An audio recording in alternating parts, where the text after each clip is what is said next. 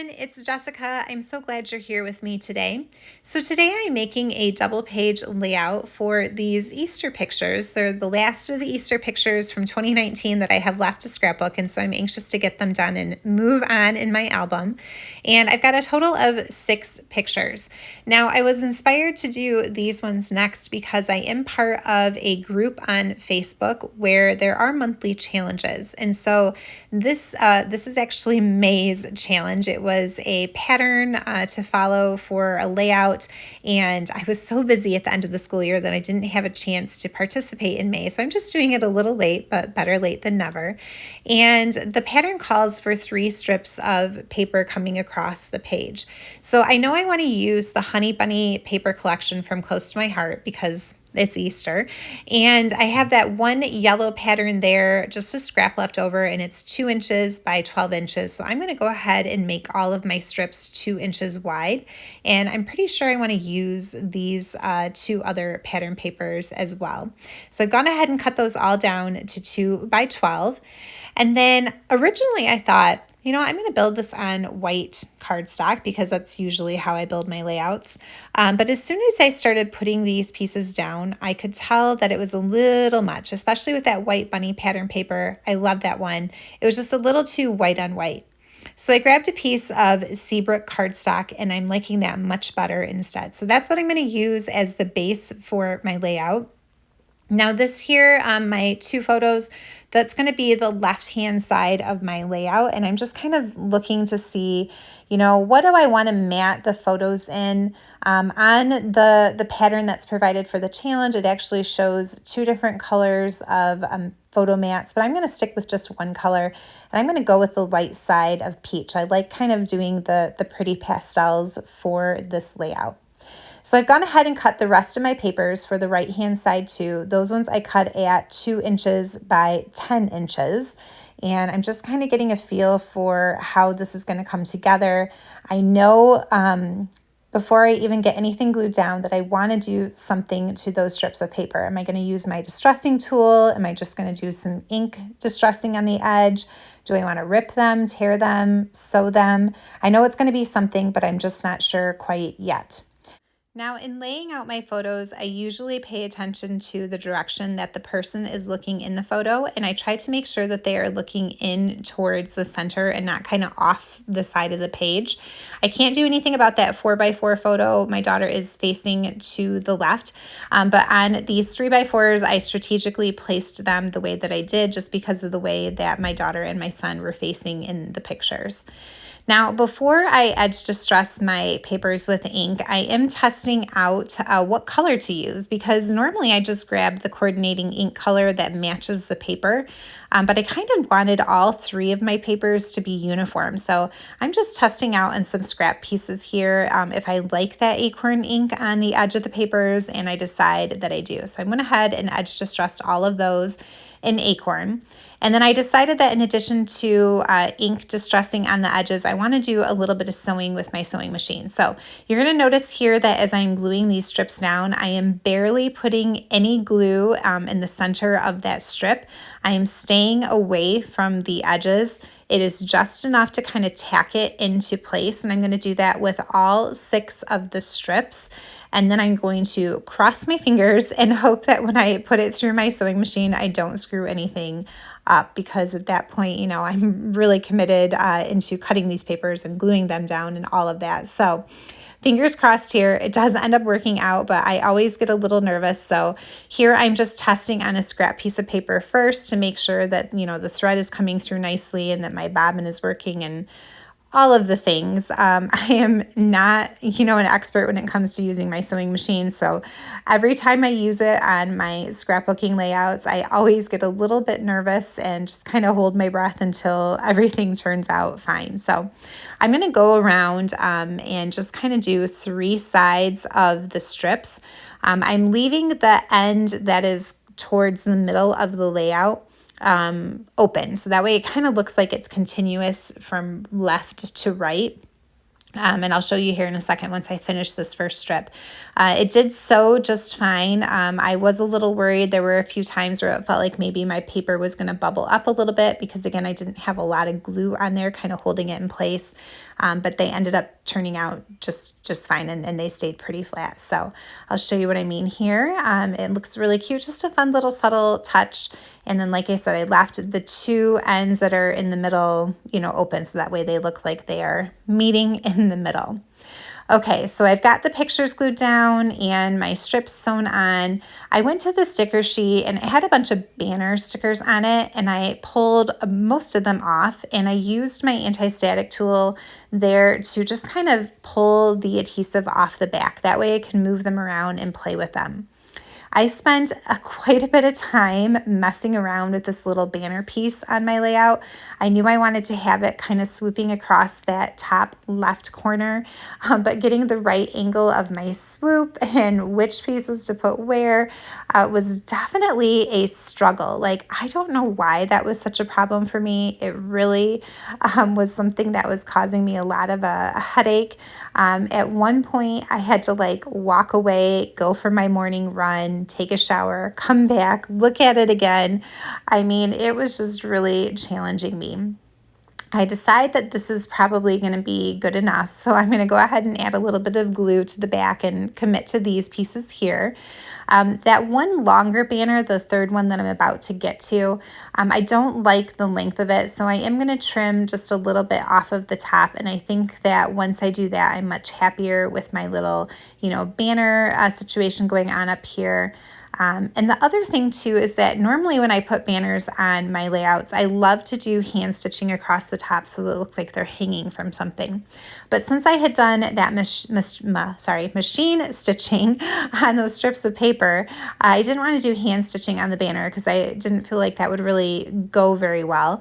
And I didn't want to put those banners through my machine needle because of the adhesive on the back. I didn't want it to get all gummed up. So I just put those enamel dots there next to each of them instead. Okay, as for the title, I've gone ahead and cut out a couple of letters using one of my thin cut sets, my dies here. And I'm going to go with just the inside pieces because it is pretty cool. It cuts an outline as well. And I'm thinking it's going to say coloring Easter eggs, and I'm going to do the Easter egg part with the die cut pieces. They are looking a little plain though. So what I'm going to do is grab this pattern stamp from one of my sets in my stash, and I'm going to stamp this little grid over top of it in some Glacier ink. And I like the way that that looks. It's just a nice subtle little touch. So I'll go ahead and stamp the other letters as well. Now, after I glued them down, I used this dainty script stamp to stamp the word coloring over top. And I hate it. I hate it. It looks like a little kid did it. I am just I'm so mad. And of course, it's directly down to my layout. At this point, after fussing with that banner piece and then not being happy with the stamping directly to my layout, I am really getting, kind of fed up with this layout, and it is just not going very well for me. So I decided to set it aside for a little bit and turn my attention to coloring in my bunny stamped images that I'm going to die cut out and use as embellishments. Well, wouldn't you know that my coloring doesn't quite go very well either. I had a really hard time getting a good blend on these guys. My brown marker is drying out a little bit, and so I wasn't too pleased with the way that he blended. One of my bunnies I did as gray, and same thing, he just didn't blend very well. Oh my goodness, I was on the struggle bus for this layout. But I decided to go ahead and cut them out and keep them anyway because probably no one's ever going to notice but me, and they will look fine to everybody else. So as far as fixing that stamped part on my title, I just cut a little bit of Glacier cardstock, and I'm going to dovetail it and then edge distress it with that same Acorn color ink. And I'm going to layer it over the top, and then I did another letter R, so that way I can cover up where that stamped G had gone over the letter. And so the letter R does have, it has an extra layer of die cut underneath of it, but that's fine. I don't think that that's terribly noticeable, but that'll take care of the R anyway. The problem is that even if I put the banner over top of the word coloring, there's still that little gap there where you can see those two little pink lines from that letter G.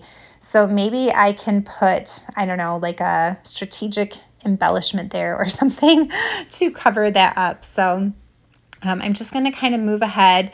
Whenever I get to that point where I'm really frustrated, I just kind of do like, what's the next thing? So here I'm just gluing my bunnies together with a few extra die cuts just to give them a little added dimension.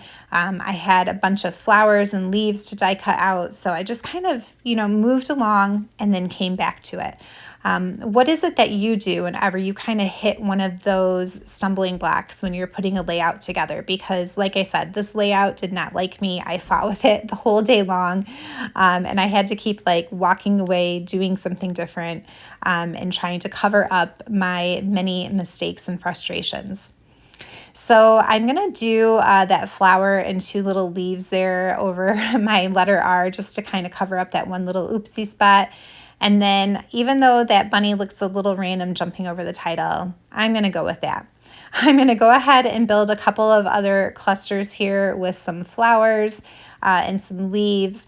And then since I have the one bunny up top, I want to add my two other bunnies to two different clusters. So that way I have bunnies on both sides of my layout and in three different points for that visual triangle. So I'm just going to carefully glue everything down after getting it all figured out, and hope that it is okay.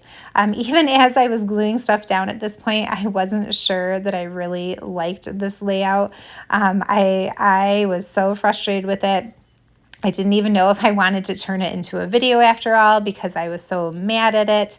But as I glued more and more stuff down, I just felt myself relax a little bit. I'm like, it's fine. It looks okay. Is it my favorite layout that's going in my scrapbook? No, but it is okay. Like I said, I just kind of move on, and it's all about getting pages done. I decided after the fact, of course, that I wanted to add some white buttons to the centers of my big flowers. Would have been a lot easier to sew those on first before gluing them down and putting foam tape in the back, but I persevered and managed to sew my buttons on to the center, pushing through all of those layers of foam tape and cardstock, and I am happy with the way that that looks. I still feel like there is a lot of empty space up here in this top right corner, so I went back to my Honey Bunny stamp set. I didn't see anything on there that I wanted to use. This is the other stamp set that I had used to kind of decorate my Easter eggs title, and there is a tiny little flower on there, so I think maybe I will stamp just a few little random tiny flowers around some of my clusters just to fill in a little bit of that space. This is about where my cat Petunia makes an appearance, and she was very curious about what I was doing. I was afraid she was going to mess it up even more. I'm like, please, Petunia, I'm almost done, and I've really been fighting with this layout. Please don't bump my hand.